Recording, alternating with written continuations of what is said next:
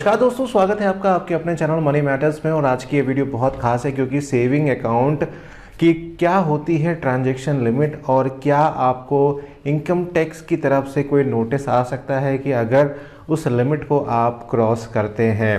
तो इस वीडियो को अंत तक देखिए। वीडियो अच्छी लगे तो लाइक करिए, चैनल को सब्सक्राइब करके बेल आइकन को प्रेस करिए क्योंकि आज की ये वीडियो हर उस व्यक्ति के लिए है जिसके पास सेविंग का अकाउंट है। और आपको जानकर हैरानी नहीं होगी क्योंकि 80 से 90% लोगों का पहला अकाउंट उनका सेविंग अकाउंट ही होता है। ऐसे में बड़ा सवाल उठता है कि हम लोग सेविंग अकाउंट के अंदर ट्रांजैक्शंस करते हैं, कई बार हम बड़ी बड़ी ट्रांजैक्शंस भी करते हैं।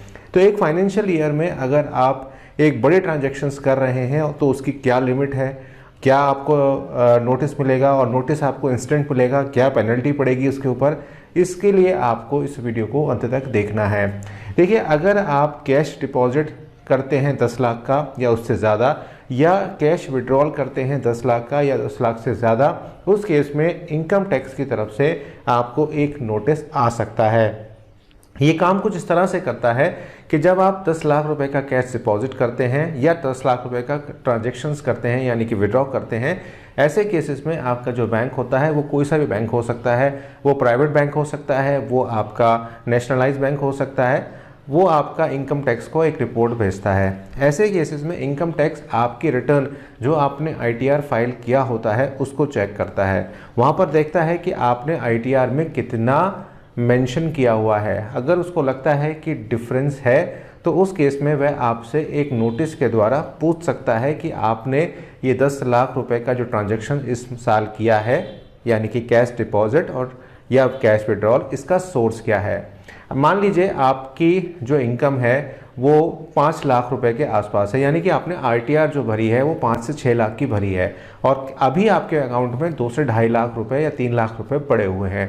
तो आप बता सकते हैं कि मैंने ट्रांजैक्शन की थी और मैंने इतना पैसा अभी भी बैंक में यहाँ पर दे रखा है। लेकिन उस केस में क्या होगा, जब आप अपनी ट्रांजैक्शंस को जस्टिफाई नहीं कर पाएंगे, यानी कि आपसे पूछा इनकम टैक्स ने कि ये जो अमाउंट आपने विड्रॉ किया या आपने ये जो अमाउंट इसमें डाला है ये आपने कौन से रिसोर्स से लिया है। आपने अगर कोई प्रॉपर्टी बेची है या आपको कहीं पे पुश्तैनी पैसा मिला है, ये सारी चीज़ें आपको पता ही होती हैं जिसके पास पैसा होता है। उसको अगर आप क्लोज नहीं कर पाते हैं या जस्टिफाई नहीं कर पाते हैं, उस केस में आपके ऊपर 60% की फ्लैट यहाँ पर टैक्स लगती है और आपको काफ़ी प्रॉब्लम्स यहाँ पर आ सकती हैं।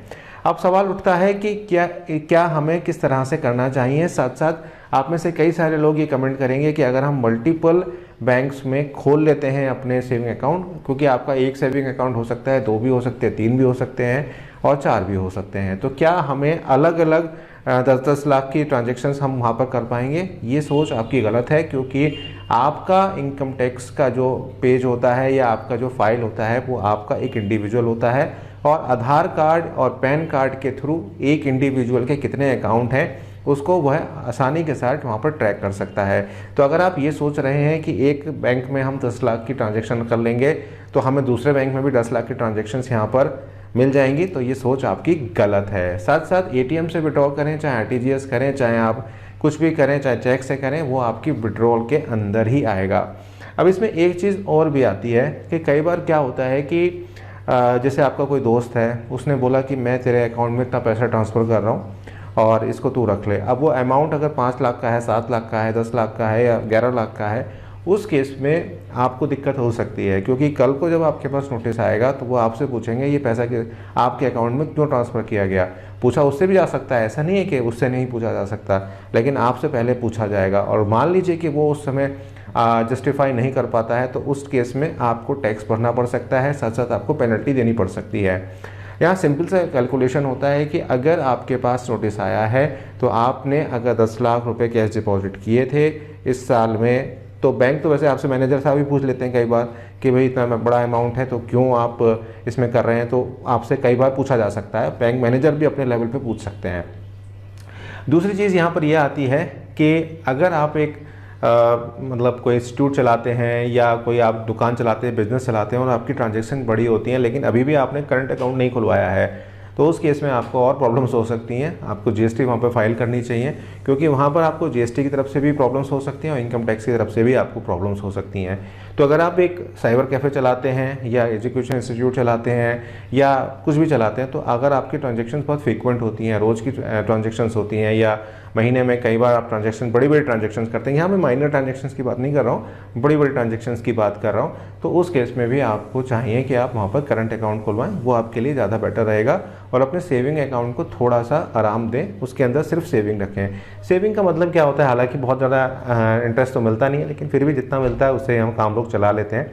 तो यहाँ पर आपको बात क्लियर हो गई होगी कि अगर आप 10 लाख का डिपॉजिट या 10 लाख का विड्रॉ करते हैं तब आपके इनकम टैक्स से इंक्वायरी आ सकती है। और ये ज़रूरी नहीं है कि करंट फाइनेंशियल ईयर में ही आए, हो सकता है 2-3 साल के बाद आपको नोटिस रिसीव हो और आपसे पूछा जाए, तब तक आप भूल भी चुके होंगे यार किसका पैसा था, क्या करा था मैंने। तो अगर आप कुछ इस तरह की चीज़ें करते हैं तो ध्यान रखिए, आपके साथ ये दिक्कतें हो सकती हैं। साथ साथ ये काम क्यों किया गया, ये क्या इसलिए किया गया कि जो ब्लैक मनी है उसको यहाँ पर बिल्कुल ख़त्म किया जाए और वाइट मनी को यहाँ पर लेकर आ जाए। वीडियो आपको अच्छी लगी हो तो आगे कमेंट करिएगा और आगे शेयर ज़रूर करिएगा।